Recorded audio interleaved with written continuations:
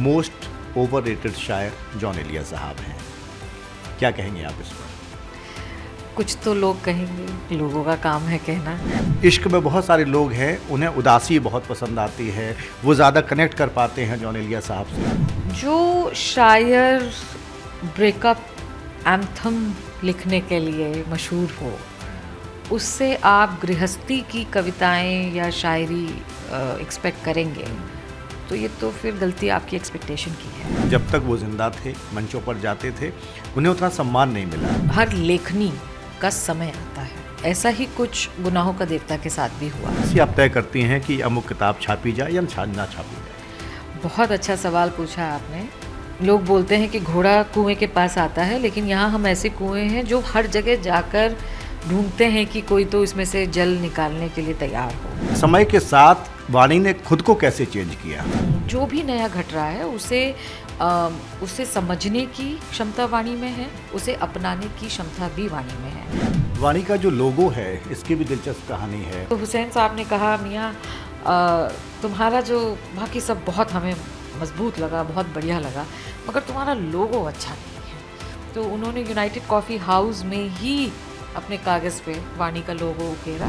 अदबी हलकों में भी लोग किताब वाली के नाम से आपको बुला लेते हैं। अगर प्रेम करना है या अपने शोक को प्रकट करना है तो वो अपनी मातृभाषा में ही हो सकता है। जब कोई किताब चर्चित होती है, राइटर बहुत बड़ा हो जाता है। लेखक बड़ा या किताब बड़ी?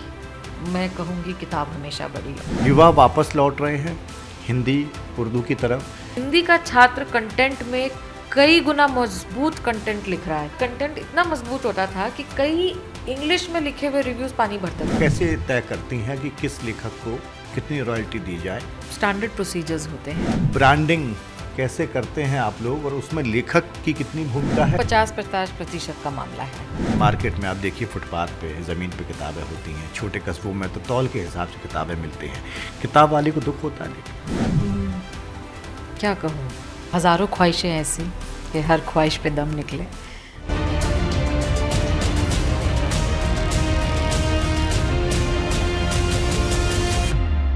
नमस्कार, आप देख रहे हैं न्यूज़ कॉरिडोर्स। मैं हूं Raghavendra Dwivedi. Weekend special book corridor में आपका स्वागत है। एक शेर से शुरुआत करूंगा मैं कार्यक्रम की।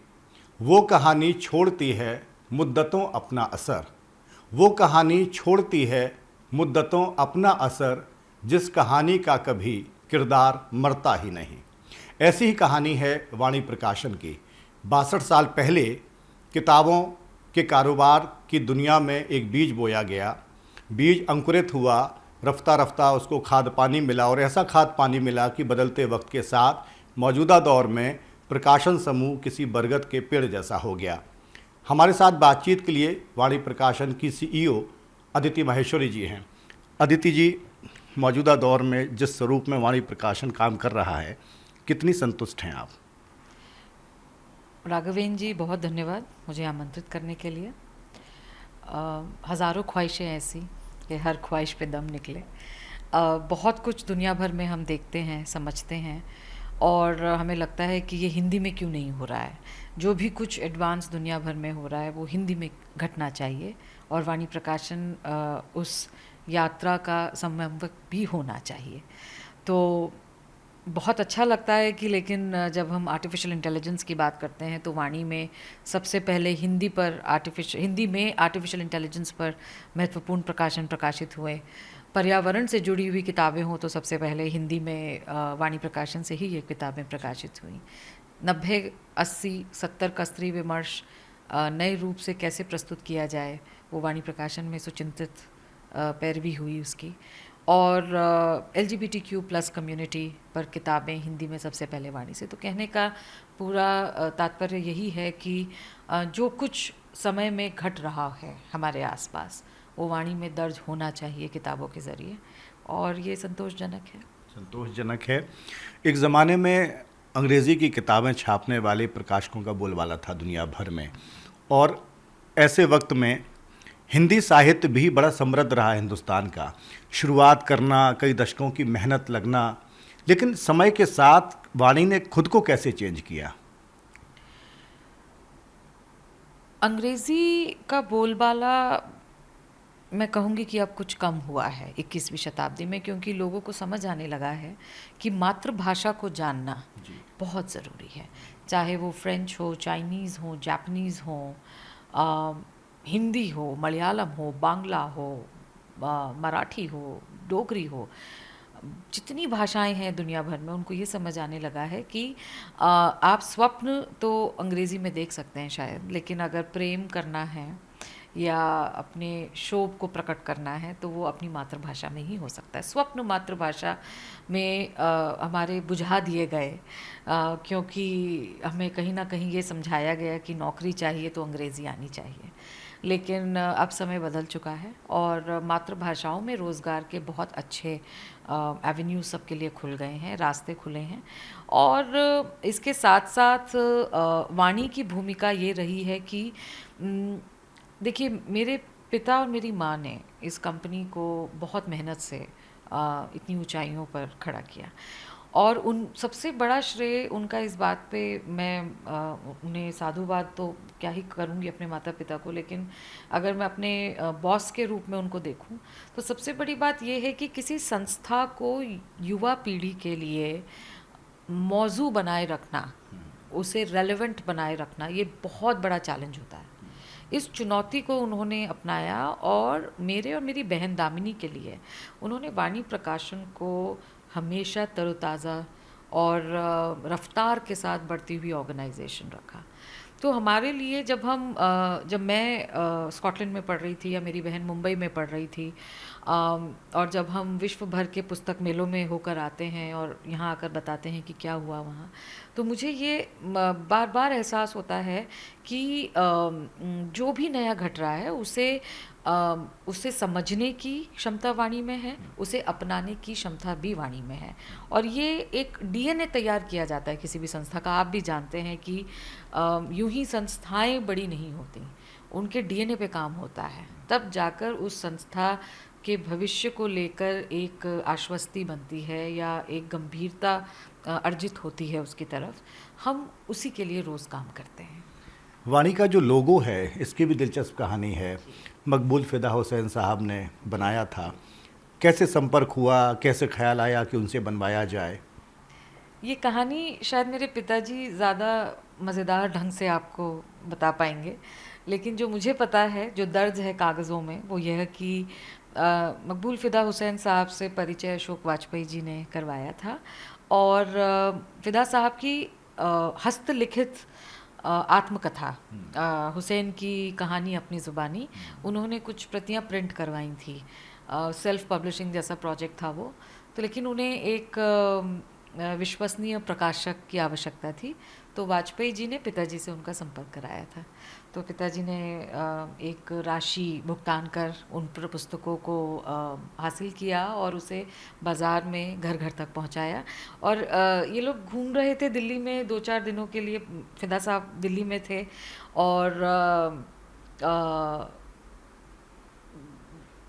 कनॉट प्लेस के ही यहाँ इस जगह से कुछ किलोमीटर दूर यूनाइटेड कॉफ़ी हाउस है। सो वहाँ पर शायद हुसैन साहब और पिताजी बैठे थे शाम में, और ऐसे ही बात हुई। तो हुसैन साहब ने कहा, मियाँ तुम्हारा जो बाकी सब बहुत हमें मजबूत लगा, बहुत बढ़िया लगा, मगर तुम्हारा लोगो अच्छा नहीं है। तो पिताजी ने कहा, फिर आप बताएं कैसा होना चाहिए। तो उन्होंने यूनाइटेड कॉफ़ी हाउस में ही अपने कागज़ पे वाणी का लोगो उकेरा और उन्होंने कहा, मियाँ ये तुम्हारा लोगो है। तो उसमें सरस्वती माँ उन्होंने बड़ी खूबसूरती से तैयार करके दी। और आज 2002 में ये हुआ, तो पिताजी ने इसका उपयोग पुस्तकों पे करना शुरू किया। तब ओम थानवी जी, जो वरिष्ठ पत्रकार रहे, ओम थानवी जी ने ये सजेशन पिताजी को दिया कि आप इस लोगों के बारे में अपने पाठकों को जानकारी दीजिए कि ये मकबूल फ़िदा हुसैन साहब की है। तो जो हमारे कॉपीराइट पेज पर एक पंक्ति जाती है, वाणी का लोगो मकबूल फ़िदा हुसैन साहब द्वारा की कुची से, वो पंक्ति थानवी जी के कहने पे जोड़ी गई थी और वो आज तक परंपरा चल रही है। देखिए, निश्चित तौर पर जब बड़े लोग कोई छोटा काम भी करते हैं तो वो बड़ा हो जाता है, और एम.एफ. हुसैन साहब की कुची उसी तरह की थी, दुनिया जानती है। एक सवाल ये भी है कि पुस्तक मेले बहुत लगते हैं अब तो आज के दौर में, और कई लिट फेस्ट में आप जाती हैं, कई जगह स्टॉल्स लगते हैं आपके, सबसे अच्छा रिस्पॉन्स कहाँ मिला आपको? मुझे लगता है कि पटना और लखनऊ में ऐसा लगता है कि पाठक साल भर प्रतीक्षा करते हैं पुस्तक मिलेगी। और कई बार तो मैंने ऐसे देखा है कि 70, 75, 80 वर्ष के वरिष्ठ लोग साल भर न्यूज़पेपर की कटिंग्स, मैगज़ीन की कटिंग्स इकट्ठी करते हैं, एक फ़ाइल बनाते हैं और पुस्तक मेले में एक एक स्टॉल पर जाके उन किताबों को इकट्ठा करते हैं। और उन्हें देखना, किताबें खरीदते हुए, किताबों को पलटते हुए और साल भर किताबों के बारे में जानकारी अर्जित करते हुए उनकी फ़ाइल को देखना, हमें ये बार बार महसूस कराता है कि हम कितना गंभीर और महत्वपूर्ण काम कर रहे हैं। देखिए, महानगरों में कहीं एक तरफ बात होती है कि पुस्तक संस्कृति पे संकट है, युवा पीढ़ी पढ़ नहीं रही है और युवा पीढ़ी के पास समस्याएं बहुत हैं, वो Netflix, Amazon primes of the world के साथ में लगी हुई हैं ज़्यादा, उनके पास पढ़ने का समय कम है। लेकिन मुझे ऐसा लगता है कि जितना इस युग में पढ़ा जा रहा है उतना शायद 60 या 70 के दशक में पढ़ा गया होगा। इंस्टाग्राम के वजह से हमारी पीढ़ी ने इतनी नई किताबों के बारे में, मैं अपने आप को करेक्ट करती हूँ, इतनी पुरानी किताबों के बारे में नए ढंग से जाना कि शायद ये पहले कभी हुआ ही नहीं था। तो मुझे लगता है कि सोशल मीडिया ने बहुत दरवाजे खोले हैं और सोशल मीडिया ने अपनी मातृभाषा में गंभीर अभिव्यक्ति करने का एक रास्ता खोला है सबके लिए। आप अगर कुछ पढ़ रहे हैं तो कोई ज़रूरी नहीं है कि आपको अंग्रेज़ी में जाके सोशल मीडिया पे कुछ उसके बारे में कहना है। आप किसी भी भाषा में बोलते हो, पढ़ते हो, आपके लिए सोशल मीडिया एक स्वतंत्र प्लेटफॉर्म के रूप में तैयार है। तो मुझे लगता है इट्स अ ग्रेट लेवलर और आनंद है ये। ट्विटर पे आपका जो हैंडल है, एक्स हैंडल का यूज़र नेम है किताब वाली। अदबी हलकों में भी लोग किताब वाली के नाम से आपको बुला लेते हैं। सोशल मीडिया पर आपकी मौजूदगी किस तरह की है और किस तरह से मेहनत होती है, आपकी टीम कैसे काम करती है? जी, जब सोशल मीडिया पे काम शुरू कर रही थी, ये लगभग 2008 या 9 की बात है।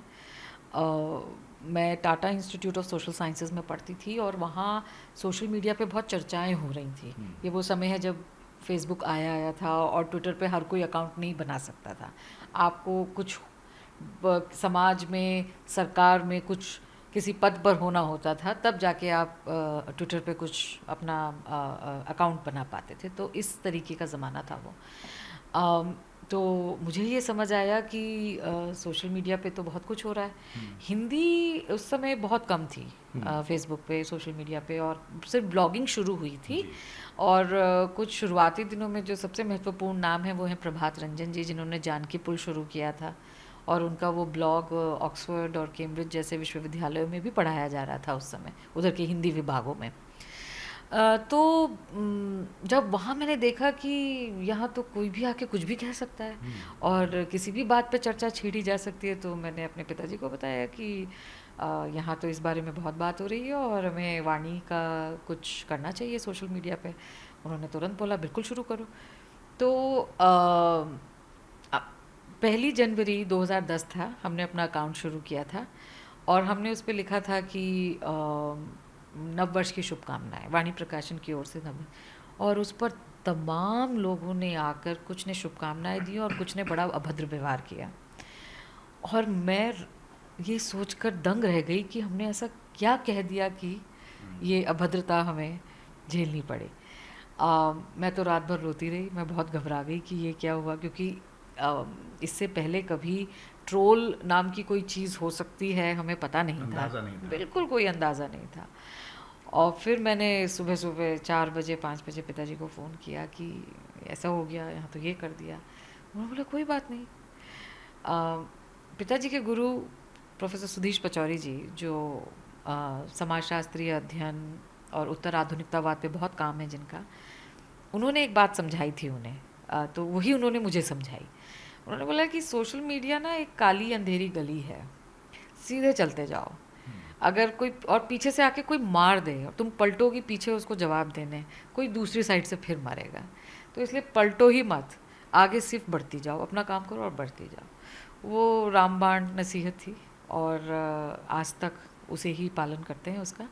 लेकिन ये हुआ कि फेसबुक पर एक किताब का पोस्टर तैयार करना सबसे पहले, उसमें लेखक का फ़ोटो, किताब का फ़ोटो। और मैं आज भी वो पोस्टर्स ऑनलाइन हैं और मैं देखती हूँ, मुझे हंसी आती है, उस पर इतना टेक्स्ट हमने डाला हुआ था। आज देखती हूँ तो वो बहुत क्लमजी नज़र आते हैं, लेकिन उस समय 2010 के वो भोलेपन और वो उत्साह को याद करती हूँ तो बहुत अच्छा लगता है कि आज लगभग 15 साल हो गए हमें सोशल मीडिया पे अपने किताबों का प्रचार प्रसार करते हुए, लेखकों का प्रचार प्रसार करते हुए, और हम कितनी दूर आ गए। स्टोरी टेलिंग के तरीके बदल गए, रिप्रेजेंटेशन के तरीके बदल गए, कितने मैच्योर हो गए हैं। लेकिन वो पहला पोस्टर जो हमने लज्जा किताब का डाला था तस्लीमा नसरीन जी का, वो आज भी है और उसे देखकर लगता है कि जीवन और समय कितना जल्दी बीतता है। आपने जिक्र किया कि लेखकों के प्रचार प्रसार के लिए अब तो बहुत सारे मीडियम हैं, और जब कोई किताब चर्चित होती है, पाठकों की पहली पसंद बन जाती है, बेस्ट सेलर किताब होती है, राइटर बहुत बड़ा हो जाता है। किसी राइटर की लोकप्रियता का फ़ायदा प्रकाशक को किस तरह मिलता है, किताब की बिक्री के अलावा? मुझे लगता है राघवेंद्र जी, प्रकाशन ही एक ऐसा व्यवसाय है जिसमें आप निरंतर आध्यात्मिक ऊंचाइयों को भी छू सकते हैं। दुनिया में ऐसे शायद ही कोई और व्यवसाय हो जहाँ पर आप अपने अध्यात्म को अपने साथ रख पाएँ। तो प्रकाशन में एक, आप सोचिए कि दिन भर हम दुनिया भर के बेस्ट माइंड्स के साथ काम करते हैं। What a amazing life it is. हो सकता है कि इस व्यवसाय में पैसा कम हो जितना और इंडस्ट्रीज़ में मैं देखती हूँ। मेहनत बहुत ज़्यादा है, एक एक शब्द की जिम्मेदारी उठानी पड़ती है, कोई ब्लंडर नहीं हो सकता, फिर भी हो जाती हैं गलतियाँ। फिर भी रोज़ रात को ये सोच के सोचते हैं कि सोते हैं कि काश ये ना होता, काश ये ठीक हो जाता। मगर उसके बावजूद भी टू जो सानिध्य है इन बड़े लेखकों का, ये जीवन का पुंज है, ये हमारा सोपान है। और एक लेखक की लोकप्रियता का फ़ायदा नुकसान तो देखिए क्षणभंगुर है। जनता ऊपर चढ़ाती है, कोई गलती हुई फिर नीचे भी उतारती है। लेकिन एक और भी बात कहना चाहती हूँ इसमें कि सरकारें भी आती और जाती हैं, और सत्ता पे आज कौन है, कुर्सी पे कल कौन है, कुछ नहीं पता, लेकिन किताबें रहती हैं। सो लेखक बड़ा या किताब बड़ी, मैं कहूँगी किताब हमेशा बड़ी, और लेखक भी ये मानेंगे हमेशा कि किताब भी बड़ी। तो किताब अगर बनी हुई है पाठकों के बीच, तो लेखक अपने आप बन जाएंगे, और उन लेखकों के साथ उनके प्रकाशक। निर्मल वर्मा जी एक बात बहुत महत्वपूर्ण कहते थे कि प्रकाशक वही बड़ा जिसके पास लेखक बड़ा, और लेखक वही बड़ा जिसके पास प्रकाशक बड़ा। तो ये पूरक हैं एक दूसरे के, और दोनों टीम की तरह ही काम करते हैं। और इसी तरीके से मेरे ख्याल से, मैंने तो यही देखा है 2 पीढ़ियों से। अब आने वाले समय में कुछ बदल जाए तो कह नहीं सकती। आज के दौर में जॉन एलिया साहब की बड़ी फ़ैन फॉलोइंग है, यूथ खासतर बहुत पसंद करता है, बहुत पढ़ता है। जॉन एलिया के बारे में क्या कहेंगे आप? क्योंकि आपके यहाँ से प्रकाशित एक किताब हाल ही में मैंने पढ़ी, लेकिन जॉन साहब के बारे में आपकी राय क्या है? उर्दू के बड़े मकबूल शायर जॉन एलिया साहब से हमारा परिचय दरअसल जाहिदा हिना जी के ज़रिए हुआ, जो जॉन साहब की पत्नी हैं, और घर की जैसी बड़ी फूफियाँ या बहनें होती हैं जो जब आएँ तो इतनी सौगातें लाएँ, खुशियों की, मिठाइयों की, दुशालों की, सुरमा सुरमी काजल की। तो जाहिदा जी उसी उसी उसी रिश्ते से, उसी प्रेम से हमारे परिवार से जुड़ी हुई हैं। और जॉन एलिया साहब पर जब हमने सोचा कि कुछ प्रकाशित करना चाहिए, ये 10 से 12 साल पुरानी बात है, तो सबसे पहले जाहिदा आंटी से ही संपर्क हुआ, और उन्होंने ही ये संभव किया कि हम उनकी पुस्तकों के कॉन्ट्रैक्ट्स उनके पूरे परिवार से कर पाएँ। और उसके बाद ये सफ़र शुरू हुआ। देवनागरी में हिंदी पब्लिक स्फीयर में जॉन एलिया साहब को आदरणीय शीनकाफ निज़ाम साहब, जिन्हें इसी वर्ष पद्मश्री से नवाजा जा रहा है, और डॉक्टर कुमार विश्वास भाई साहब, उन्होंने जॉन इलिया साहब को हिंदी के युवाओं के लिए एक सुलभ शायर बनाया। उनके पूरे मौजू को, उनके पूरे लेखनी को तार दर तार हिंदी के पाठकों के बीच रखा, और ये काफ़ी सक्सेसफुल रहा, क्योंकि जॉन साहब के पास 3 ऐसे खजाने हैं जो हर युग के, हर पीढ़ी के पाठकों को, शायरों को बहुत लुभाते हैं।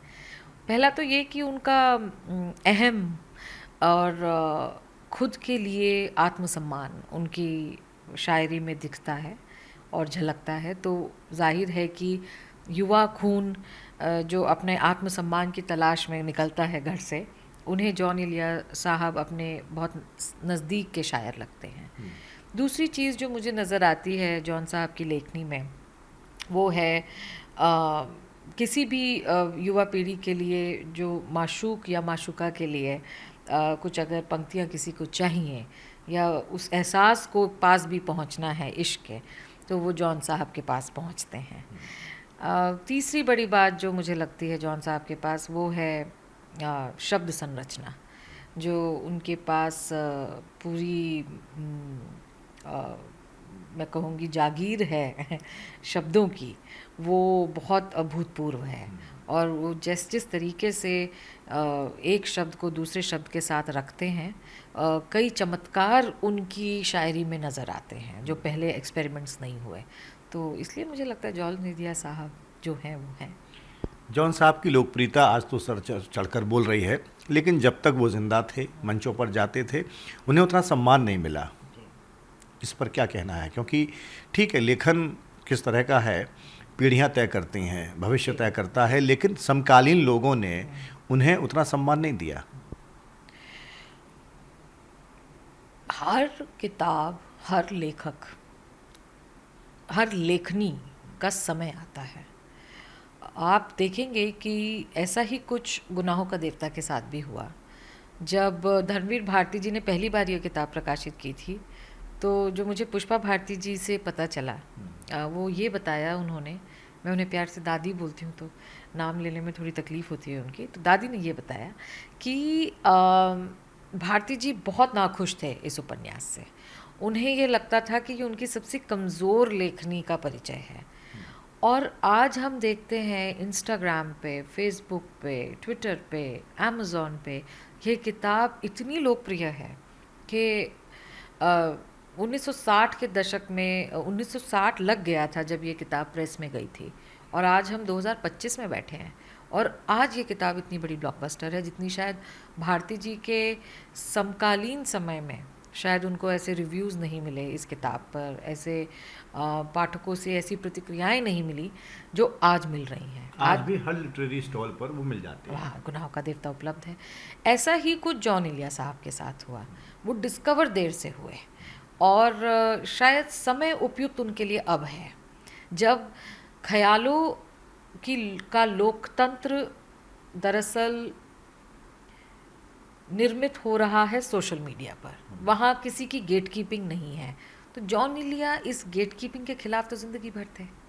तो आज जब हम देखते हैं कि सोशल मीडिया पर अपनी वॉल, सबका अपना अखबार है, अपना न्यूज़ चैनल है, अपना यूट्यूब चैनल है, सबका जो करना चाहता है वो कर रहा है, ऐसे माहौल में जो तत्व है, जो तासीर है इस माहौल की, उसमें जो जॉन इलिया साहब तो एकदम सुपर हीरो हैं। फिर पाकिस्तान के कई लोगों के मैं इंटरव्यू सुनता हूँ, जॉन इलिया साहब को मैंने पढ़ा भी है और उनके बारे में तमाम गुफ्तगू जो सुनी मैंने।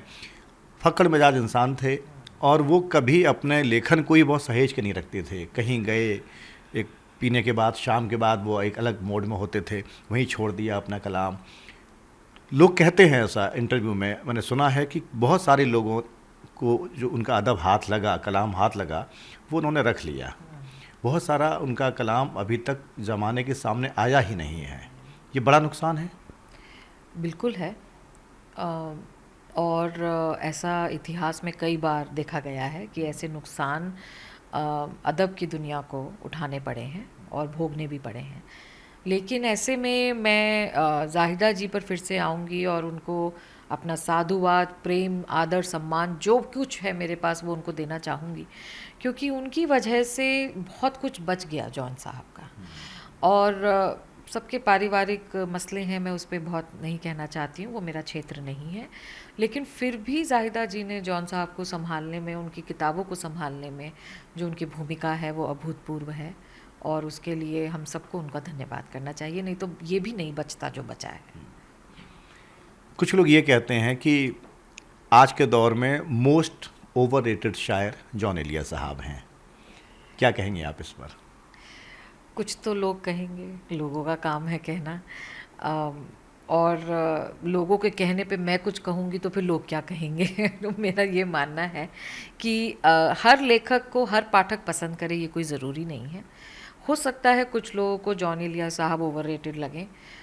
एक समय पे बाबा तुलसीदास भी ओवररेटेड लगते थे, और किसी समय में देवी गार्गी ने जब सवाल पूछे वो भी ओवररेटेड थी अपने समय के लिए।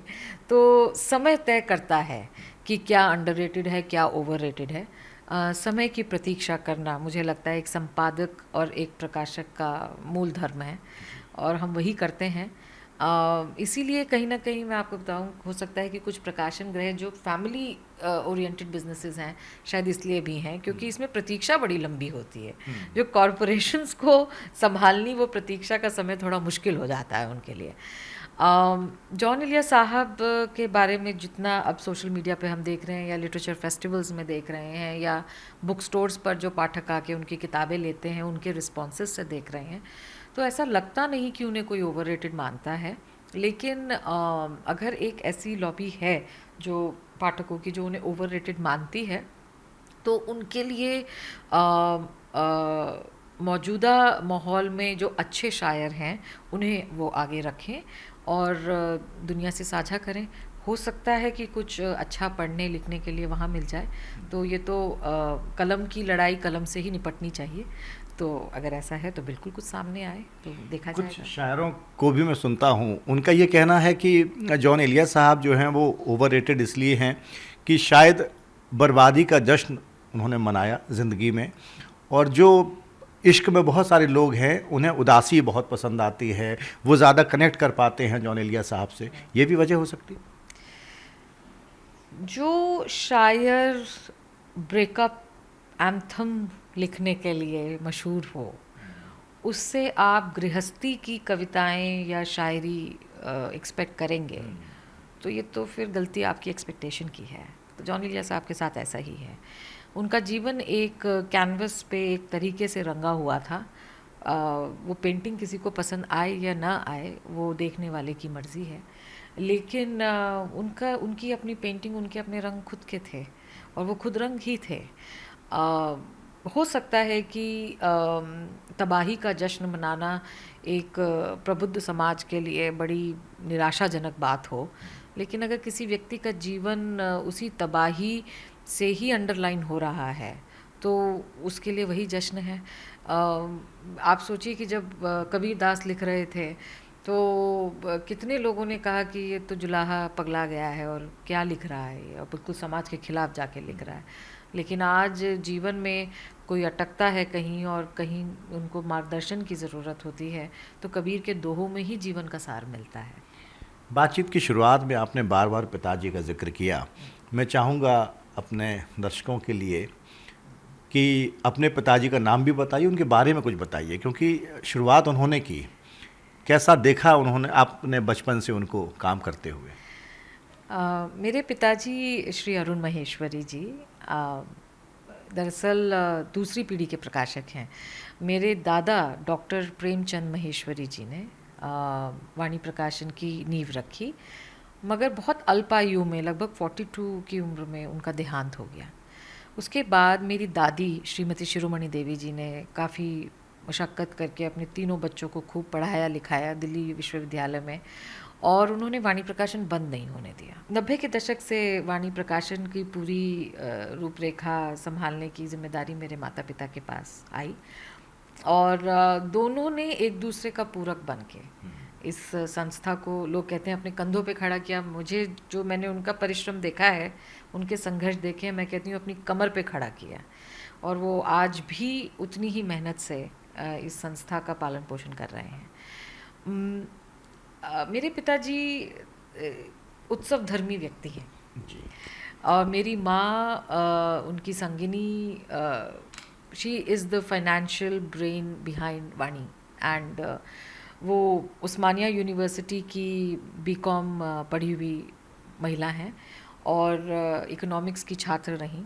तो उन्होंने जो एक स्टैंडर्ड विजन इंटरनेशनलाइजेशन के लिए चाहिए, she brought that and we are so grateful, मैं और मेरी बहन की। हमें एक बहुत न्यूनतम संसाधनों के बीच पढ़ाई लिखाई, खाने पीने, परिवार, समाज, दोस्तों के बीच एक बहुत ही सुंदर बचपन हमें मिला।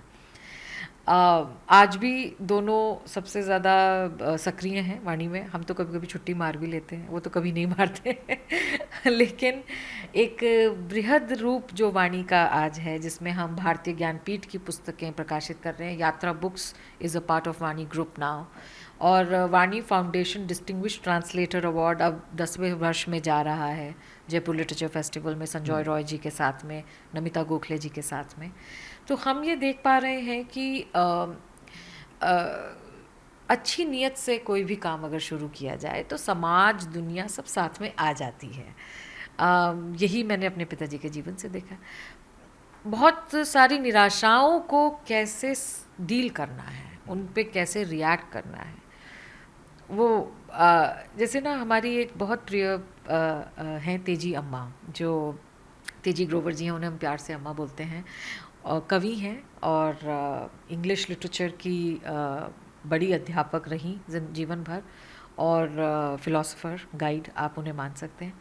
तेजी जी ने मुझे एक बार, जब मैं बहुत छोटी थी, उन्होंने वो मेरे पिताजी की, मेरी माँ की बहुत अच्छी मित्र हैं, उन्होंने कहा अरुण जी के पास एक छोटा सा कमरा है अपने दिमाग में, जिसकी चाबी बस उन्हीं के पास है और वो उस कमरे में बड़े खुश रहते हैं सो उनकी इस बात से आज मैं सोचती हूँ, लगभग ये बात उन्होंने 15-20 साल पहले मुझसे कही थी।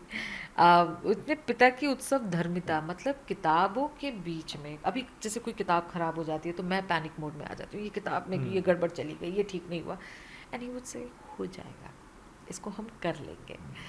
मुझे लगता है ये कॉन्फिडेंस और ये जो मंद मंद मुस्कान वाला जो अंदर से खुशी, 24 घंटे खुश रहने की जो एक कवायद होती है किसी व्यक्ति की, वो आपकी निरंतर प्रैक्टिस से आती है।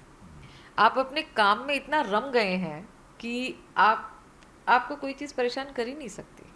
काम की बात आपने की। बहुत सारे लेखक चाहते हैं कि उनकी किताब बड़े प्रकाशन समूह से छपे, बहुत सारा कलाम लोग भेजते होंगे आपको। अपना चयन प्रक्रिया कैसे होती है आपकी? कैसे आप तय करती हैं कि अमुक किताब छापी जाए या ना छापी जाए?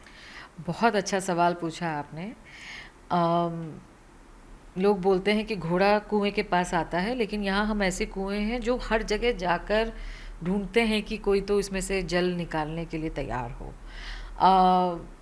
अच्छी किताब की दरकार हर प्रकाशन को, चाहे वो जितने ही प्रतिष्ठित हों, जितने ही पुराने हों, हर दिन रहती है।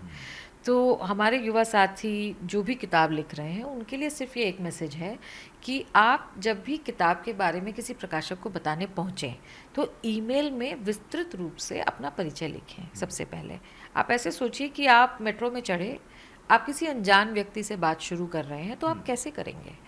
आप कुछ दिलचस्प बात से बात का हुक निकालेंगे, फिर आप अपना परिचय देंगे, उसका परिचय लेंगे, फिर आप किस बारे में काम कर रहे हैं आप वहाँ से शुरू करेंगे, और फिर बातों का सिलसिला बढ़ता चला जाता है।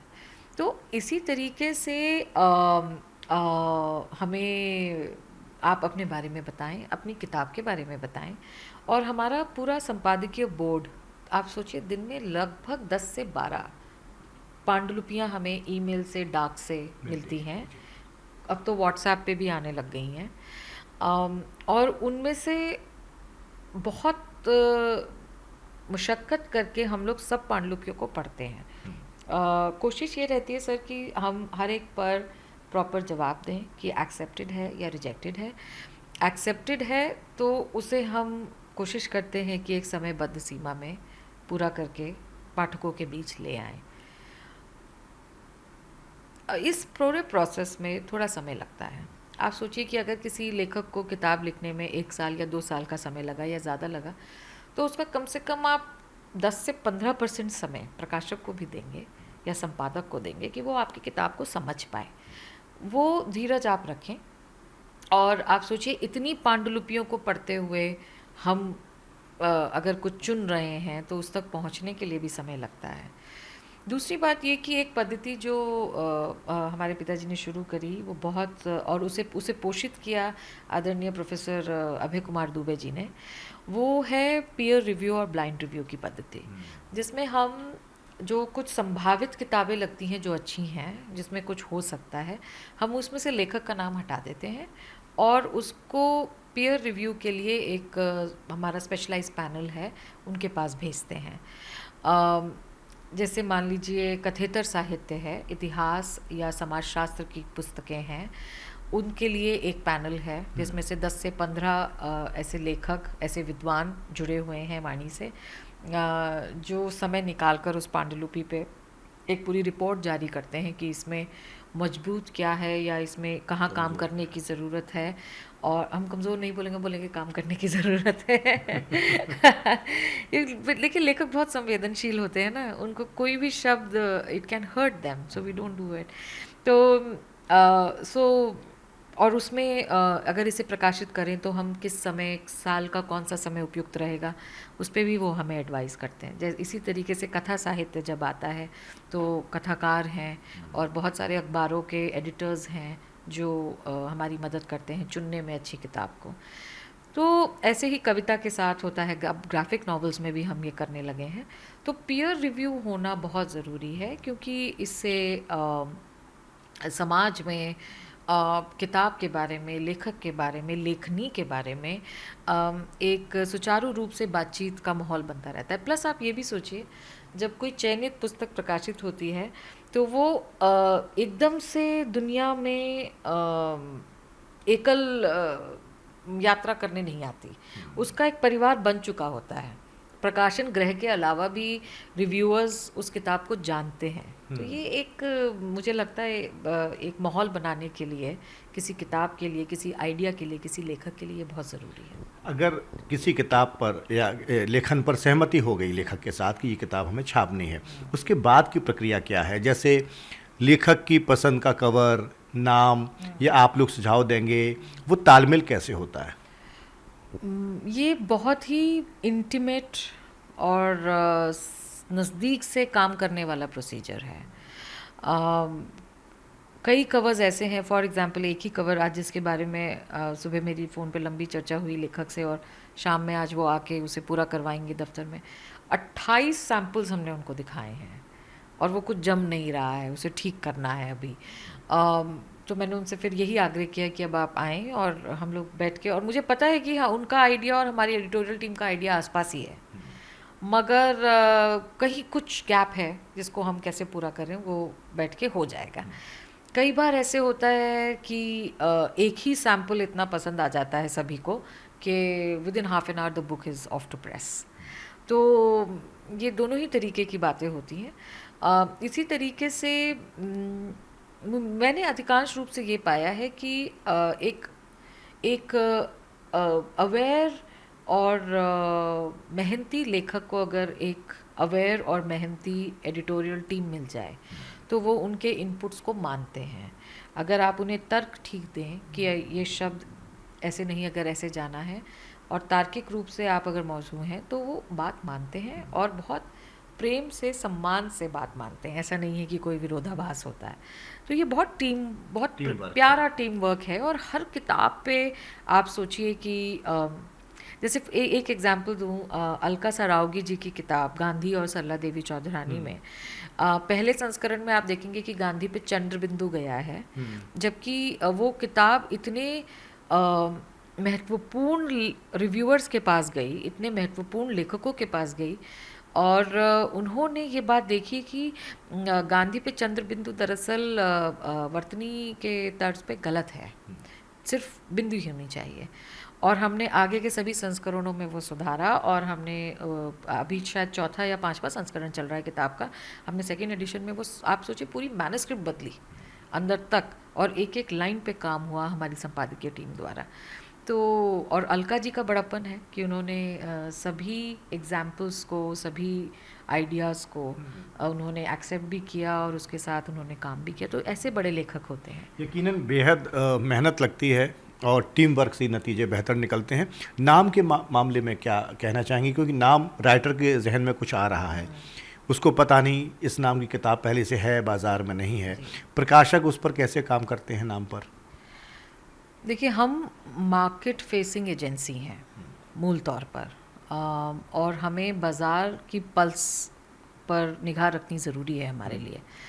तो कई बार ऐसा होता है कि लेखक के जहन में जो टाइटल चल रहा है वो उनकी पूरी लेखन प्रक्रिया का एक मैं कहूँगी एक फल है, एक फल स्वरूप वो टाइटल निकलता है।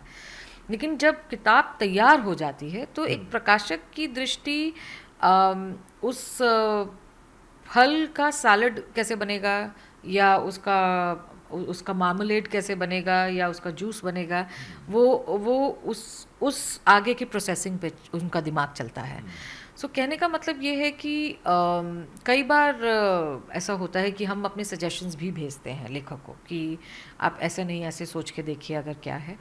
99.9% सजेशंस पसंद आते हैं, कई बार नहीं आते हैं। पुस्तक पर कॉपीराइट हमेशा लेखक का है, तो लेखक की बात अंतिम मानी जानी चाहिए, और हमारा काम है सजेशन देना।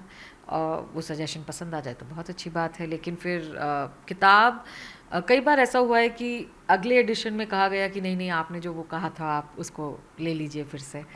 युवा वापस लौट रहे हैं हिंदी उर्दू की तरफ, किताबों की तरफ, क्योंकि बीच में दूरी बढ़ गई थी, ऑनलाइन प्लेटफॉर्म पे लोग ज़्यादा पसंद करते थे जाना, तो किताबों की तरफ लौटना एक अच्छा संकेत, यकीनन अच्छा संकेत है। कैसे देख रहे हैं इसको आप? राघवेंद्र जी, जब मैंने प्रकाशन में आना शुरू किया, काम पूरी तरीके से संभालना शुरू किया 2013-14 से, मैंने ये पाया कि हिंदी किताबें बुक शेल्फ्स में, बुक स्टोर्स की कहीं पीछे अंधेरे से सेक्टिंग में रखी रहती थी, और लिटरेचर फेस्टिवल्स में भी हिंदी के कुछ टोकनिज्म सेशंस होते थे जिस पे कोई बहुत गंभीर बात नहीं हो पाती थी। उस समय सिवाय जयपुर लिटरेचर फेस्टिवल के हिंदी पर बहुत बात करने वाले कोई लिटरेचर फेस्टिवल्स भी नहीं थे ज़्यादा। समय बदला, जगहें बदली, अब हम आज कनॉट प्लेस में बैठे हैं। यहीं की एक कहानी है कि ऑक्सफोर्ड बुक स्टोर जो यहाँ से कुछ दूर है, वहाँ पर हिंदी की कुछ किताबें होती थीं, लेकिन उस तरीके का नया संचयन नहीं हुआ करता था। सो उस बुक स्टोर की जो मालकिन है आदरणीय मिसेस पॉल, उनसे हमने एक आग्रह किया, वाणी प्रकाशन ने, कि आप हिंदी के लिए अगर आप कुछ करना चाहें तो आप ज़रूर कीजिए, क्योंकि कनॉट प्लेस है, दिल्ली है, और इसमें हिंदी की किताबें ही नहीं होंगी तो फिर कैसे चलेगा। तो उनका आप अगर देखें तो ऑक्सफोर्ड बुक स्टोर का जो पार्क स्ट्रीट का कोलकाता में बुक स्टोर है, तो बड़ा बृहद और सुंदर है वो, और उस पर उन्होंने बहुत सारी बांग्ला किताबें भी रखी हुई हैं। तो वो मातृभाषा में किताबों की क्या महत्व होता है, वो उसको बहुत अच्छे से समझने वाली महिला लगी मुझे। तो उन्होंने हमें हमारा सुझाव माना, और उन्होंने कहा कि आप वाणी की अच्छी किताबें हमें दीजिए। फिर मेरा उनसे ये सुझाव था कि आप पाठकों को बुलाइए अपने यहाँ। हिंदी का पाठक बेसिकली ऑक्सफोर्ड बुक स्टोर के नाम से आतंकित होता है, उन्हें लगता है ये जगह बहुत एलिटिस्ट है और हम यहाँ क्यों जाएं। ये बात मैं आज से लगभग 15 साल से भी ज़्यादा की पुरानी बात कर रही हूँ। तो आप उनके लिए जब हम हिंदी की बात उनको ये बताएं कि ऑक्सफोर्ड बुक स्टोर में जाकर आप हिंदी बोल सकते हैं, हिंदी की किताबें पाएंगे, हिंदी के लेखकों को पाएंगे, तो उनके लिए थोड़ा सी जुड़ाव बढ़ेगा इस जगह से, और आपके पास भी फुटफॉल अच्छा होगा। उन्होंने ये बात मानी, और उन्होंने अदब 12 हमारी एक श्रृंखला है, उसके साथ वो आई साथ में, और हर महीने 12 महीनों तक हमने ये श्रृंखला चलाई जिसमें हिंदी के लोकप्रिय लेखकों के कार्यक्रम ऑक्सफोर्ड बुक स्टोर में हुए। उसका नतीजा ये हुआ कि कनॉट प्लेस जैसी स्नूटी जगह पे हिंदी का बोलबाला पहली बार हुआ। हिंदी की किताबें आती हैं, हिंदी का कार्यक्रम हो रहा है, हिंदी के लेखक आते हैं। और प्रीति जी ने मुझे ये बोला कि आप वाणी की किताबें दीजिए, लेकिन मुझे ऐसे लगता था कि सिर्फ वाणी की किताबों से बात नहीं बनेगी और प्रकाशकों की भी किताबें हमें देनी होंगी। तो हमने हिंदी के जितने भी अच्छी से अच्छी किताबें अन्य प्रकाशकों की हो सकती थी, हमने उन्हें लिस्ट बना के दी और उन्होंने उन पुस्तकों का स्वागत किया अपने बुक स्टोर में। तो आप आज सोचिए शायद हिंदी महोत्सव ऑक्सफोर्ड बुक स्टोर का भी होने वाला है बहुत जल्दी। नीता श्रीधरन जी उसका काम देखती हैं और ये पौधा उस समय का लगा हुआ आज इतना फलीभूत हो रहा है कि और भी प्रकाशक और भी लेखक इसका हिस्सा बनते हैं। ये तो बहुत खूबसूरत है। तो इस तरीके से छोटे छोटे इनोवेशन से ये एक छोटा सा एग्जाम्पल था कि कैसे हिंदी के प्रति सम्मान, स्वरूप, हिंदी से जुड़ाव पिछले 15 सालों में बदला है। सोशल मीडिया से बहुत बदलाव आया। जहाँ एक सामाजिक कार्यक्रम में या फिर एक सामाजिक गोष्ठी में वो समय था 2009-10 का, मैं अगर आपको बताऊं, आतंक इतना कि हिंदी का बच्चा फ्रंट रो में बैठने से डरता था। जब मैंने पब्लिशिंग का कोर्स पढ़ाना शुरू किया दिल्ली यूनिवर्सिटी में, तो वो उसमें क्या था कि सभी कोर्सेज से बच्चे आते थे। उसमें बॉटनी के भी बच्चे हैं, जूलॉजी के भी हैं, हिंदी के हैं, समाजशास्त्र के हैं, संस्कृत के हैं, अंग्रेज़ी के हैं।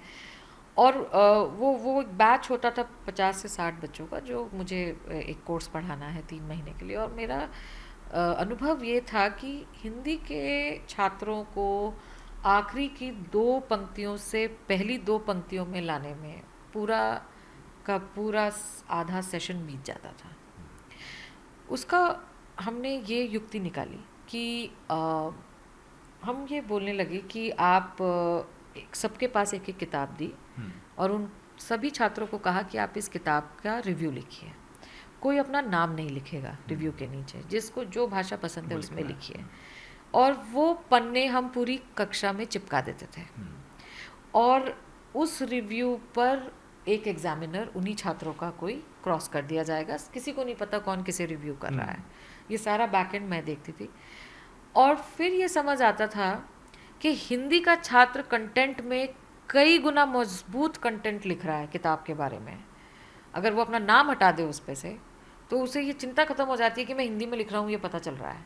और उसका कंटेंट इतना मजबूत होता था कि कई इंग्लिश में लिखे हुए रिव्यूज़ पानी भरते थे उसके आगे। और ऐसे में इन छात्रों को ये लगा कि जब अवार्ड्स अनाउंस होते थे, क्लास के रिजल्ट अनाउंस होते थे, तो इन बच्चों को और ये कोई ज़बरदस्ती नहीं था, ये स्वतः ही ये निकलता था कि पहले 3 पोजीशंस में से 1 या 2 हिंदी के छात्र होते ही होते थे। और इस तरह से हमने कक्षा का माहौल बदलना शुरू किया। तो हिंदी का छात्र आखिरी पंक्ति से अपने आप पूरी अधिकार के साथ पहली पंक्ति में बैठना शुरू हुआ। तो ये प्रकाशन और संपादन का जो कोर्स मैं चलाती थी, उसके लिए दिल्ली यूनिवर्सिटी, आईपी कॉलेज का बहुत बहुत शुक्रिया कि उन्होंने जगह दी इसके लिए। इससे ये फ़र्क हुआ कि हिंदी में लिखने पढ़ने को लेकर जो जिज्ञासाएं अंदर दबी रह जाती थीं, वो बाहर आई। सीपी का आपने जिक्र किया, ऑक्सफोर्ड का जिक्र किया। इसी सीपी में फुटपाथ पर साहित्य की किताबें बिकती हैं।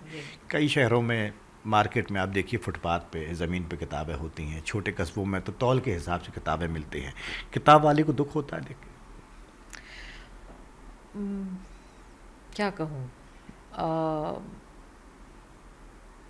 देखिए 2 हैं इसको समझने के तरीके। फिर एक कहानी सुनाती हूँ आपको। जब मैं एमबीए करके आई तो हमें ये बताया गया कि किसी भी बात को गंभीरता से किसी के सामने रखना है तो पीपीटी बनाओ पहले। हमारे पिताजी ने हमसे कहा एक बार कि भाई अगर बिज़नेस को सीरियसली लेना है तो किताब बेचनी आनी चाहिए तुम्हें, और तो तुम बेचने निकलो।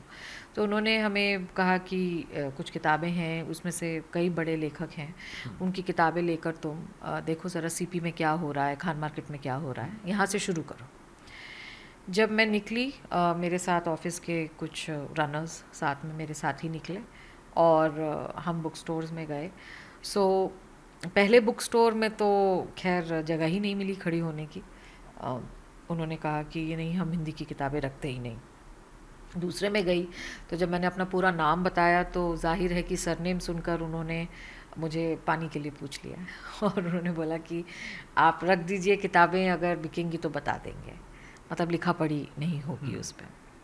ऐसे ही करके कनॉट प्लेस में 17.5 जगह हैं जहाँ पुस्तकें बिकती हैं, जहाँ पर दुकानें हैं और बिलिंग हो सकती है। मैं फुटपाथ वाली बात नहीं कर रही हूँ।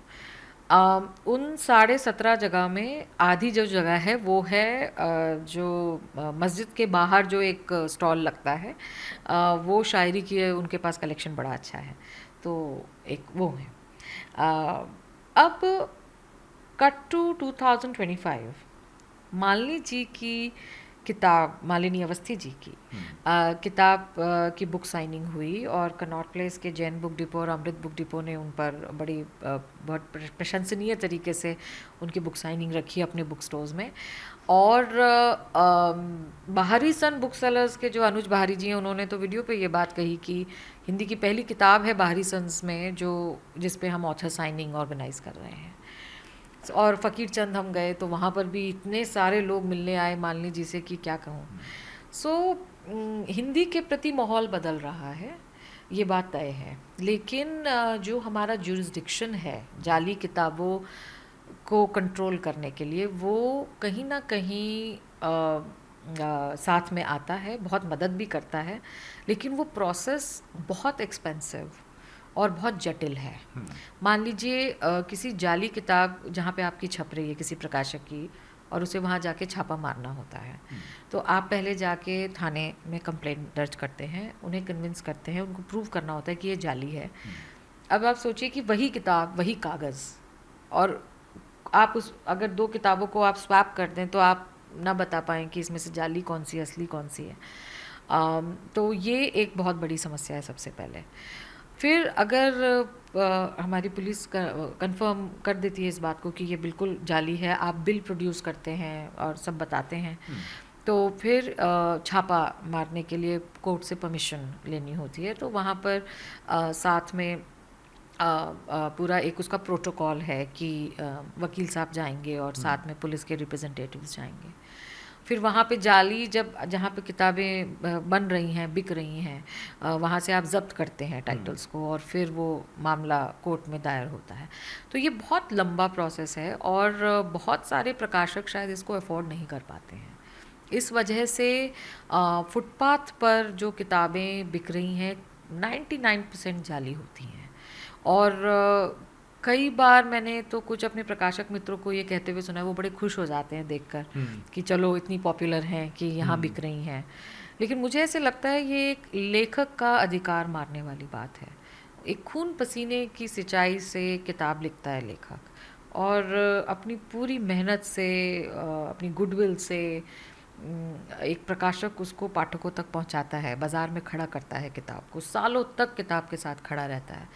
उसको एक कोई जाली छापने वाला व्यक्ति आधे से कम दाम में, क्योंकि उनको तो रॉयल्टी देनी नहीं, उनको तो ओवरहेड एक्सपेंसेस देने नहीं है, उनका तो वेयर हाउस ऐसा नहीं, वो उसको आधे से कम दाम पे उतार देते हैं। और ये बहुत बड़ी हानि है देश के लिए भी, क्योंकि intellectual property is a property.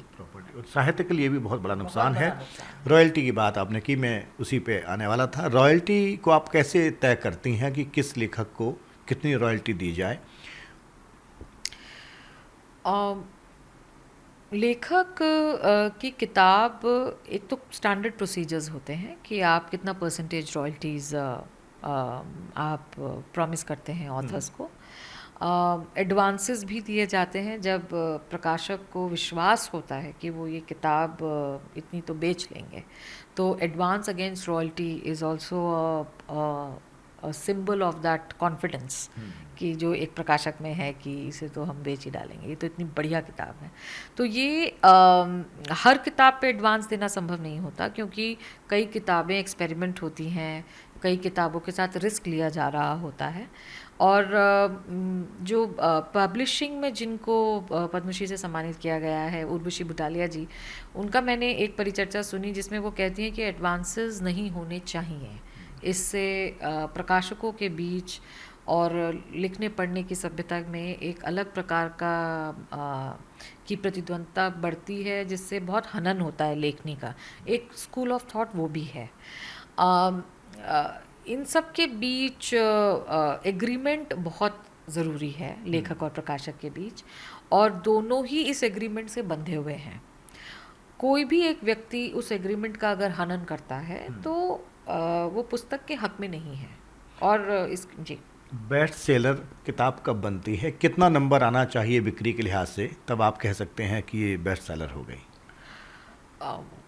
हर देखिए, किताब के मूल विषय वस्तु से तय होता है कि बेस्ट सेलर कैसा रहे। जैसे कविता की जब किताब आती है तो पहला प्रिंट रन अगर मान लीजिए 2000-2500 तक अगर पाठकों के बीच एक साल के अंदर पहुंच जाए तो हम उसे बेस्ट सेलर मान सकते हैं।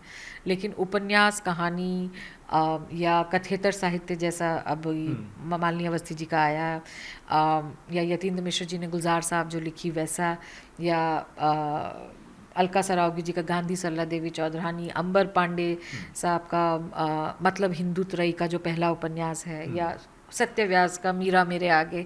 तो ये किताबें कुछ अगर फिक्शन है तो 5 से 7 हज़ार कॉपीज़ अगर हम टच कर रहे हैं एक साल में तो वो बेस्ट सेलर चला जाता है। अब जैसे डॉक्टर शशि थरूर हैं, उनकी किताबें हिंदी में भी बहुत लोकप्रिय हैं, अंग्रेज़ी में तो खैर हैं ही, तो उनकी किताबों के नंबर्स बिल्कुल अलग होते हैं, तो उनका बेस्ट सेलर का रैंक ही बिल्कुल अलग हो जाता है। तो इस तरीके से कोई सेट स्टैंडर्ड कहीं पर भी नहीं है, लेकिन एक है कि उम्मीद से ज़्यादा अगर कोई किताब बिक रही है और कम समय में बिक रही है, मुझे लगता है कि ये एक परम्यूटेशन कॉम्बिनेशन बनता है। पहले प्रकाशक और लेखक के रिश्ते बड़े प्रगाढ़ होते थे, पारदर्शी होते थे। अब टेक्नोलॉजी जितनी आगे आई है, पारदर्शिता बढ़ रही है बहुत सारी चीज़ों में, रिश्तों में कहीं ना कहीं दुराव छुपाव दिखता है। लोग रॉयल्टी को लेकर शिकायत करते हैं, कई बार झगड़े बहुत कोर्ट कचहरी तक पहुंच जाते हैं। कैसे देख रहे हैं इस चीज़ को आप? पर किसी राइटर के साथ आपका झगड़ा हुआ रॉयल्टी को लेकर? कोर्ट कचहरी तक बातें पहले भी पहुंची और आज भी पहुंचती हैं, और वो इसीलिए पहुंचती हैं क्योंकि कोर्ट कचहरी का एक शब्द न्याय संगत भी है।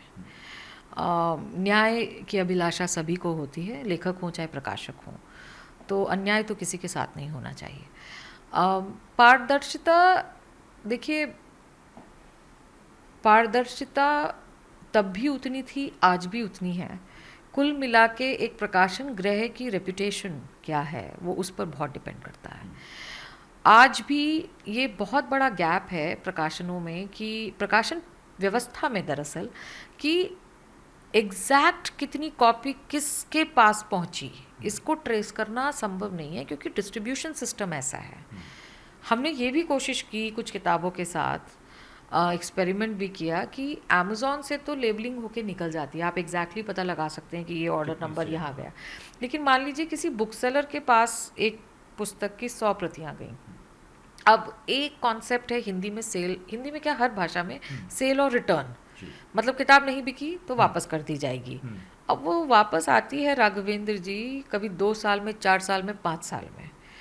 कई बार तो ये हुआ है हमारे यहाँ कि किताब आउट ऑफ स्टॉक दिख रही है हमारे गोदाम में, और हमने नया एडिशन छाप दिया।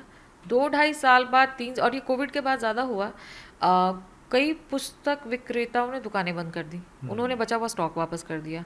तो 100 में से लगभग 90 प्रतियां तो वापस आ गई उसमें से। तो आप सोचिए कि हमें ये समझ आया कि वो 90 प्रतियां वापस आई, वो रिकॉर्ड में दोबारा चढ़ गई, लेकिन हम इन 90 प्रतियों की रॉयल्टी दे चुके हैं लेखक को, क्योंकि ये बिकी ही नहीं, क्योंकि उसका पैसा आया ही नहीं। तो ऐसे कई लूप होल्स हैं इस पूरी व्यवस्था में, जिसकी किसी भी तरीके से मैथमेटिकली अकाउंटिंग करना असंभव है। दूसरी समस्या ये है कि हम ये तो बता सकते हैं कि एक बुक सेलर के पास कितनी प्रतियां गई, लेकिन उस बुक सेलर ने किस किस को बेची इसका खाता निकलवाना बहुत मुश्किल है। मतलब वो एक जिसे बोलते हैं ना कॉबवेब नेटवर्क है, कोई सेंट्रलाइज सिस्टम तो है नहीं। तो अगर एग्जैक्टली ये पता लगाना है कि कितनी प्रति बिकी, तो हम अपने ही खातों को देख के बता सकते हैं। उसके अलावा और डेटा कलेक्शन का कोई तरीका ही नहीं है। अदिति माहेश्वरी को समझने की कोशिश करते हैं इंटरव्यू के आखिरी दौर में। किताबें कौन सी पढ़ रही हैं आजकल आप? पुस्तक मेला अभी अभी गया है, तो मैंने लगभग मैं और मेरी बहन खरीदने गए किताबें, और फिर जब ये हुआ कि हमसे उठ नहीं रही तो फिर हमने छोड़ा और हम आ गए। बहुत सारी किताबें हमने ली इस दौरान। जो मुझे सबसे अच्छी किताबें इस बार लगी, विवेक देबरॉय जी अभी अभी चल बसे, उनकी जो पूरी सीरीज़ निकली है पुराणों पर पेंगुइन से, वो मुझे बहुत अच्छी लगी, मैंने सब खरीदी। इसके साथ साथ जो मैं अब पढ़ रही हूँ, रामायण का अन्य भारतीय भाषाओं में किस तरीके से संरचना उनकी की गई, और क्या विरोधाभास और किस प्रकार की सामाजिक रचनाओं को रामायण में उतारा गया। मुझे ऐसा लगता है कि रामायण भी एक तरीके का आईना है, जिसमें हर प्रकार के समाज ने अपने बिंब को देखा। तो कन्नड़ की रामायण बिल्कुल अलग है, और मलयालम की अलग होगी, तमिल की अलग होगी, मराठी और उर्दू में जो लिखी गई वो उसका पूरा अलग है, उड़िया में जो सरला दास की महाभारत जैसे लिखी गई वो बिल्कुल अलग है। तो इन पौराणिक ग्रंथों को भारतीय भाषाओं में किस प्रकार से लिखा गया, जैसे 300 रामायण ऐसे था रामानुजम जी का, बहुत महत्वपूर्ण ऐसे है वो पढ़ने के लिए। उसका संपादन अपूर्वानंद जी ने एक समय पे और धवल जी ने उसका अनुवाद किया था। वो भी एक बड़ा इम्पोर्टेंट दस्तावेज़ है समझने के लिए कि भारतीय भाषाओं में किस तरीके से रामायण तैयार की गई। अदिति अपनी गलतियों से सबक लेती हैं?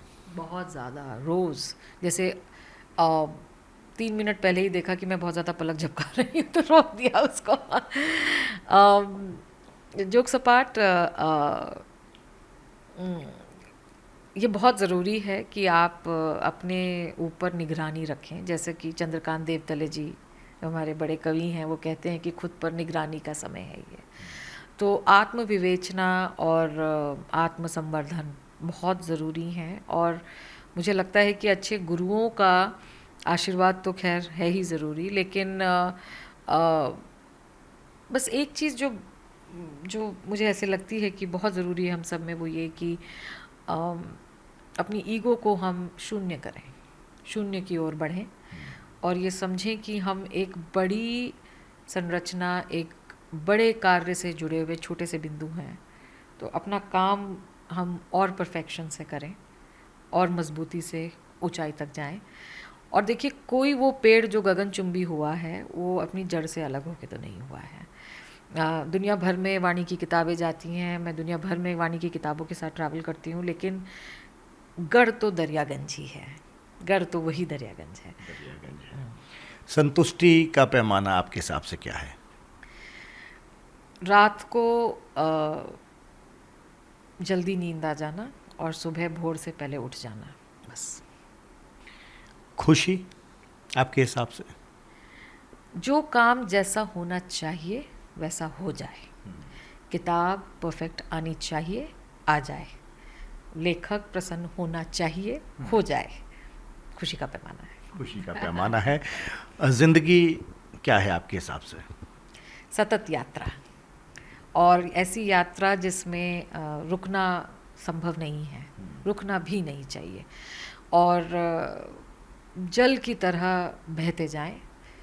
अपना रास्ता अपने आप आपका प्रवाह बना लेगा, आपको नहीं करना है कुछ उसमें। पिताजी ने बहुत काम किया, अरुण जी ने बहुत मेहनत की, प्रकाशन समूह को आगे बढ़ाया। अब आपके हाथों में जो कमान है, बोझ महसूस करती हैं जिम्मेदारी का? कमान अब भी उन्हीं के हाथों में और माँ के हाथों में है। As I said, they are the most hard working employees of Vani Prakashan. मगर ये है कि मुझे और मेरी बहन को पिताजी और माँ अब अपनी टीम का हिस्सा समझते हैं, हमें ज़िम्मेदार हिस्सा समझते हैं। काम बड़े हमें सौंपे जाते हैं कि करो और करके लाओ, कहीं परेशानी हो तो हमें बताना। तो वो जो विश्वास उनका हमें मिलता है कि हम कर सकते हैं, उससे हमें लगता है कि we are together in this. And उसके बाद एक बड़ी बात मैं आपसे और कहूँ कि उन्होंने एक टीम बड़ी ज़बरदस्त बनाई है। वाणी में संपादकीय पद्धति इतनी मजबूत रही कि और उसके साथ सेल्स की भी, कि हर युग के साथ तेज़ तर्रार सेल्स स्ट्रैटेजी लेकर उतरना और कैसे अपने आप को आप तुरंत रीडिफाइन करना है, स्ट्रैटेजी बदलनी है, फ्लेक्सिबिलिटी रखनी है, लेकिन फिर भी कुछ चीज़ें हैं जो बिल्कुल नहीं बदलेंगी। तो ये बैलेंस बनाना है, मुझे लगता है कोई बिजनेस स्कूल नहीं सिखा पाता, जो हम रोज़ उनके साथ बैठ के सीखते हैं। जब कोई फिल्म आती है तो पूरी स्टार कास्ट मेहनत करती है, प्रचार प्रसार के लिए काम करती है, शोज़ करती है। किताब जब आती है कोई, तो ब्रांडिंग कैसे करते हैं आप लोग, और उसमें लेखक की कितनी भूमिका है और प्रकाशक और उसकी अपनी टीम की भूमिका कितनी रहती है? ये तो 50-50% का मामला है। लेखक तो स्टार हैं किताब के, और प्रकाशक प्रोडक्शन हाउस है। तो मंच निर्मित करना प्रोडक्शन हाउस का काम है, और उस मंच पर स्टार पर स्पॉटलाइट आना और उस स्पॉटलाइट का भरपूर उस समय फ़ायदा उठाना लेखक का ध्येय है। तो यहाँ रोल्स बिल्कुल क्लियरली डिफाइंड हैं। बैक स्टेज पे कौन रहेगा और फ्रंट पे कौन रहेगा, ये बिल्कुल क्लियरली डिफाइंड है। जब एक किताब आती है तो सबसे पहले हम उसके बारे में जैसे कि मैंने कहा कि पीयर रिव्यूज़ होते हैं, तो एक किताब का स्वाभाविक सा आध्यात्मिक परिवार बन चुका होता है। तो वहाँ से हमें पता है कि इस किताब के बारे में विषय वस्तु किस तरह से आगे जानी चाहिए, वहाँ से बात शुरू होती है। और अब सोशल मीडिया सबसे मजबूत प्लेटफॉर्म है किताब के बारे में सबसे पहले लोगों को अवगत कराने के लिए, वहाँ से बात आगे बढ़ती है। तो आपका प्लेटफॉर्म, और अब तो बहुत अच्छे बुक रिव्यू प्लेटफॉर्म्स हैं देश में डिजिटल, तो हम उनके पास किताब पहुँचाते हैं और उनसे रिक्वेस्ट करते हैं, बार बार रिक्वेस्ट करते हैं कि किताब के लिए जगह दीजिए। लेखक के इंटरव्यूज़ हों तो पाठकों को पता चलता है कि एक लेखक की भी यात्रा कैसी है, और किताब की तो है ही। उसके बाद आज भी अखबार की लेजिटिमेसी बहुत मानी जाती है, और अखबार में छपना किसी किताब के बारे में बहुत गर्व की बात मानी जाती है। तो ऐसे में कुछ बेहद महत्वपूर्ण कॉलम्स हैं, कॉलमिस्ट्स हैं, रिव्यूअर्स हैं, जिनके पास किताब पहुंचाई जाती है, और वो अगर उस पर निगाह डाल दें और उस पर 2 शब्द लिख दें तो हम आज भी बहुत अनुग्रहित होते हैं। समय की लेकिन बदलाव ऐसे आ रहे हैं राघवेंद्र जी, कि हमको ऐसे लगने लगा है कि क्या किताब को भी विज्ञापन की ज़रूरत पड़ेगी। इस पे हम सवाल उठाने लगे हैं अपने दिमाग में, क्योंकि विज्ञापन की प्रणाली और विज्ञापन का ग्रामर बदल चुका है, और कहीं ना कहीं बिना विज्ञापन के हम ऐसा पाते हैं कि कैसे पहुंचेंगे लोगों तक। लेकिन क्या विज्ञापन का बजट प्रकाशकों के पास होगा, और ये होगा? बड़ा सवाल है अपने आप में। बड़ा सवाल है। एक आखिरी सवाल के तौर पर, अब हिंदी साहित्य की कद्र बढ़ रही है, हिंदी कंटेंट की डिमांड बढ़ रही है, और हिंदी लेखकों का जीवन यापन का जो स्तर है उसमें बेहद सुधार भी हो रहा है। इस पर क्या कमेंट है आपका? ये सुधार 80-90 के दशक से आने लग गया था। आप देखें डॉक्टर प्रोफेसर नरेंद्र कोहली जी, आदरणीय अब नहीं है हमारे बीच, लेकिन उन्होंने लेखन को बहुत जल्दी चुन लिया था एक जीवन व्यापन का ज़रिया, और आज भी उनकी किताबें, महासमर 9 खंडों का बड़ा उपन्यास, आज भी बेस्ट सेलर है। और ऐसी कई किताबें उन्होंने लिखी जो बिना पढ़े आप भारतीय मानस समझ ही नहीं सकते। सो मर्मज्ञता की उपाधि अगर पहली बार किसी लेखक को दी गई कि राम कथा मर्मज्ञ हैं या पौराणिक कथा मर्मज्ञ हैं, वो कोहली जी को दी गई थी। हालांकि उनको बेस्टसेलर लेखक मानने के लिए समय को बदलना पड़ा, क्योंकि जिस समय में वो लिख रहे थे उस समय उन्हें लेखक भी नहीं माना जाता था। तो आज वो हम सभी के लिए एक बड़े आइकॉन हैं और बड़े एग्जाम्पल हैं उनका जीवन। देखिए, डिजिटल अवेलेबिलिटी ऑफ बुक्स की वजह से बातें बहुत बदल गई हैं, इकोनॉमिक्स बदल गई है। एक दुकान ऐसी है जो 24 घंटे खुली है, जिसमें आपकी 10-12 हज़ार टाइटल्स लगे हुए हैं। 24 घंटे दुनिया भर में से कोई भी खरीद रहा है उसमें से किताबें। तो इसकी वजह से पाठकों का किताब तक पहुंचने का ज़रिया बहुत अलग तरीके से खुल गया है। वीकेंड स्पेशल के तौर पर हमने ये बातचीत की आपसे। इत्तेफाक से अंतर्राष्ट्रीय महिला दिवस भी है। क्या कहेंगे आप अंतर्राष्ट्रीय महिला दिवस पे इस दिन की उपयोगिता पर? बहुत सारे कार्यक्रम होते हैं, चर्चाएं होती हैं और बहुत सारी आज भी महिलाएं ऐसी हैं जो जितना कर सकती हैं उतना नहीं कर पा रही हैं। कहीं ना कहीं बंदिशें हैं, पाबंदियां हैं। उनके लिए क्या कहेंगे? अपनी पुरखिनों को समझें, अपनी पूर्वजों को मनाएं, उनसे पूछें कि अगर आप कहीं अटकी हुई हैं तो उन्होंने क्या किया। इतिहास में, साहित्य में तमाम ऐसे उदाहरण हैं उन महिलाओं के जिन्होंने बड़े ज़बरदस्त तरीके से पूरा कोर्स ही बदल दिया, डिस्कोर्स बदल दिया। और उन्हें याद, and I would say they have taken the bullets in the front row for us and made way for us. उन महिलाओं ने हमारे लिए इतने रास्ते खोल दिए, इतना सहज कर दिया हमारा जीवन कि आज हम इस लायक हुए हैं कहने के लिए कि पुरुष समस्या का नहीं, समाधान का हिस्सा है। तो हमें इस आज़ादी तक लाने के लिए उनको धन्यवाद। और अगर आप कहीं भी मेरी सहेलियां आपके कार्यक्रम को जो देख रही हैं वो ये पा रही हैं कि जीवन में अटकी हुई हैं कहीं या बेचैनी है कहीं अंदर, तो क्योंकि मैं किताब वाली हूँ तो यही कह सकती हूँ कि साहित्य से जुड़ जाइए। तो साहित्य ना सिर्फ आपको सांस देगा, आपको आवाज़ भी देगा। और क्या पता कि कभी आपकी भी ऐसी कोई किताब तैयार हो जाए जिसके पीछे हम लोग भी भागें। बहुत बहुत शुक्रिया इस बातचीत के लिए। जैसा आपने देखा और सुना, बड़ी दिलचस्प बात हुई। किताबों की दुनिया कैसी होती है, प्रकाशकों की दुनिया कैसी होती है, बहुत सारी अदिति जी ने अच्छी बातें कहीं। और जो बातचीत लबोलाब ये है कि रुकने से कहीं ना कहीं चीज़ें रुक जाती हैं। चलते रहिए, आलोचनाओं की चिंता ना करें। कहीं ना कहीं आप जिस दिशा में बढ़ रहे हैं मंजिल तक पहुंचेंगे, लेकिन उसके लिए प्रयास लगातार होते रहने चाहिए। और साथ ही साथ एक बड़ी महत्वपूर्ण बात भी बातचीत में निकल कर आई कि आप परंपराएं जो हैं उनको ना भूलें, आगे के गोल तय करें, आगे के गोल सेट करें, नई पड़ाव पर पहुँचें, नई मंजिल पर पहुँचें, लेकिन अपनी जो जड़ है उसका ध्यान ज़रूर रखें, उससे जुड़े रहें, क्योंकि पेड़ वही गिरते हैं जो जड़ों से उखड़ जाते हैं, ज़मीन छोड़ देते हैं। लिहाजा अपनी ज़मीन पर खुद को बनाए रखने के लिए, मजबूती से खड़े रहने के लिए आपकी जड़ों का गहरा होना ज़रूरी है, जड़ों का ज़मीन से जुड़ाव ज़रूरी है। इस कार्यक्रम में इतना ही। नमस्कार।